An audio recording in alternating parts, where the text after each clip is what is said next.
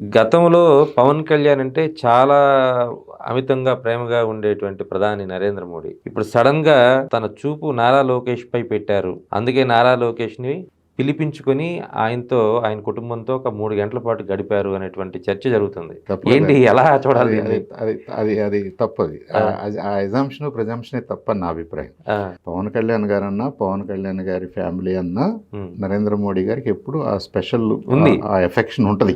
Last meeting లో మనం చూసిన చాక్లెట్ ఎపిసోడ్ కూడా దాన్ని గుర్తు డెఫినెట్ గా చేసి ఉంటది. పవన్ కళ్యాణ్ గారి కాంట్రిబ్యూషన్ ఈ కూటమి ప్రభుత్వం ఏర్పడటంలో కానివ్వండి, ఇప్పుడు మనం నిలకడగా ఉండటానికి కానివ్వండి, ఫ్యూచర్ లో ఇది ప్రోగ్రెస్ అవడానికి కానీ, సొసైటీ బాగుపడటానికి పవన్ కళ్యాణ్ అనే ఫ్యాక్టరు చాలా బలంగా పనిచేసింది అన్నది నాయకులందరికీ తెలుసు.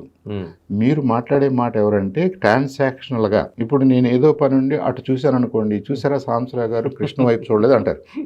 అది నా ఇంటెన్షన్ కాదు. పైగా పవన్ కళ్యాణ్ గారి మీద అభిమానం ఉంది.